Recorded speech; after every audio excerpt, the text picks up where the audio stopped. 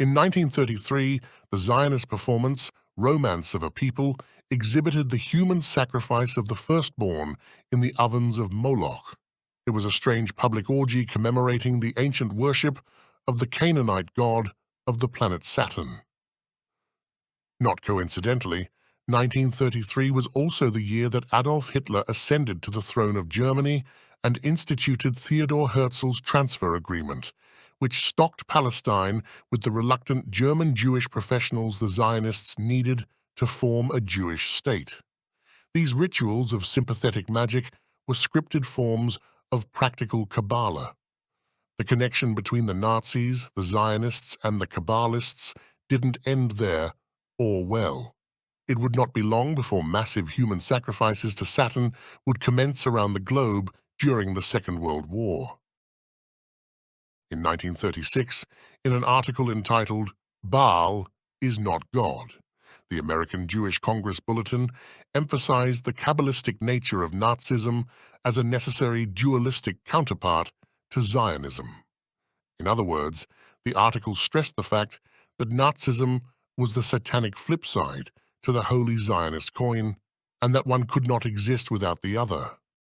The bulletin explained the quintessential Kabbalistic role Nazism played as the needed counterpart to Zionism, as the shell of darkness which always must precede the freeing of the light. The Kabbalists of old, long ago, discovered the dual complexion of ideas. Light and darkness, sacred and profane, God and Satan, all manifest themselves through the same phenomena. Thus, it is with nationalism. It can spell salvation, liberation, and freedom. It can also spell persecution, enslavement, and annihilation. Hitlerism is Satan's nationalism.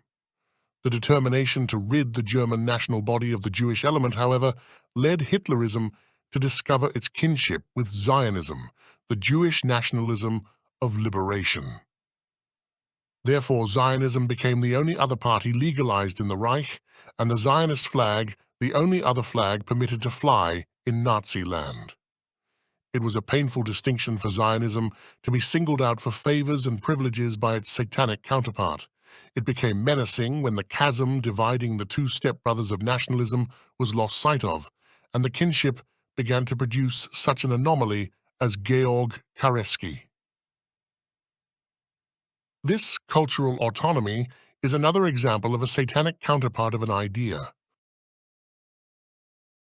As the American Jewish Congress Bulletin observed, the Zionists were the only political party, other than the Nazi Party itself, which was allowed, and they were permitted to fly their own flag. The Nazi flag mirrored the Zionist flag, in that both bore an ancient emblem of androgyny in the middle. The swastika was surrounded by an ocean of the blood of the womb, and the Star of David by the Nile and Euphrates rivers of Greater Israel. The Zionist uniform replicated the Nazi uniform. Both the Zionists and Nazis were privileged parties, and they actively collaborated with one another. The Irgun and Stern-Gang terrorists in Palestine produced the future prime ministers of Israel, Menachem, Begin, and Yitzhak Shamir.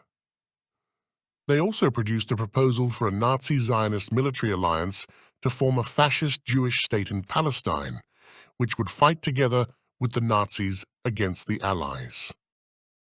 Terrorist and Israeli Prime Minister Begin went on to form the Likud Party in Israel, which is closely aligned with the Kabbalistic messianic cult of Chabad Lubavitch.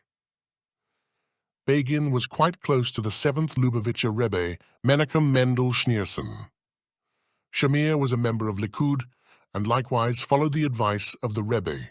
Prime Minister Netanyahu is another Likudnik and Shabadnik who was intimately connected to the Rebbe. Begin formed Likud, in part, out of the Movement for Greater Israel Party, and Netanyahu is forever encroaching on Palestinian land. Likud is modeled after the Nazi-imitating fascist revisionist Zionist Party of Vladimir Jabotinsky. The Nazis rescued the 6th Rebbe from the Soviets and ensured his safe passage to America, where he then appointed the 7th Rebbe and Messiah of the Jews. Adolf Hitler was also a Messiah, the Messiah son of Joseph, who brought ruin to the Gentiles and chased many Jews to Palestine with his Christ-like whip. Eyewitness and highly regarded journalist Douglas Reed wrote, "If ever a Messiah should be proclaimed, the choice may prove surprising. When I was in Prague in 1939, a rabbi there was preaching that Hitler was the Jewish Messiah, so that a worried Jewish acquaintance asked me what I thought of this. Hitler played the role of Haman, which was scripted in the Babylonian Talmud, Tractate Sanhedrin, Folio 97b. Jewish journalist and Zionist Emil Cohn, who had changed his name to Emil Ludwig, expressed his gratitude to the Jewish Messiah, Adolf Hitler, and went so far as to predict that a monument to Hitler would someday be erected in Palestine. That monument is the Jewish state of Israel. Emil Ludwig was quoted to this effect in 1935. He said, "Hitler will be forgotten in a few years, but he will have a beautiful monument in Palestine. You know?" And here the biographer-historians seem to assume the role of a patriarchal Jew. The coming of the Nazis was rather a welcome thing. So many of our German Jews were hovering between two coasts. So many of them were riding the treacherous current between the Scylla of assimilation and the Charybdis of a nodding acquaintance with Jewish things. Thousands who seemed to be completely lost to Judaism were brought back to the fold by Hitler, and for that, I am personally very grateful to him. As for the transfer agreement, Herr Ludwig remarked, "Hitler was certainly the Shylock in this transaction, but Hitler has built a beautiful monument for himself in Palestine. In a few years he will be gone and forgotten, but in Palestine the thousands of German Jews who have emigrated there since his regime went into effect have contributed the scientific and professional ferment that will enrich the entire Yishub for." Fellow Zionist and poet Chaim Nachman Bialik opined, "Hitlerism has perhaps saved German Jewry, which was being assimilated into annihilation. At the same time, it has made the world so conscious of the Jewish problem that they can no longer ignore it." Nazi Zionist Julius Streicher believed that Zionism would be the final solution of the Jewish question. At his trial, he maintained, "I have repeatedly emphasized the fact that the Jews should serve as an example to every race, for they created a racial law for themselves, the law of Moses, which says, 'If you come into a foreign land, you shall not take unto yourself foreign women.' And that, gentlemen, is of tremendous importance in judging the Nuremberg laws. These laws of the Jews were taken as a model for these laws. When after centuries the Jewish lawgiver Ezra discovered that notwithstanding many Jews had married non-Jewish women, these marriages were dissolved. That was the beginning of Jewry, which, because it introduced these racial laws, has survived throughout the centuries, while all other races and civilizations have perished. I was convinced that if the party program was carried out, the Jewish question would be solved. The Jews became German citizens in 1848. Their rights as citizens were taken from them by these laws.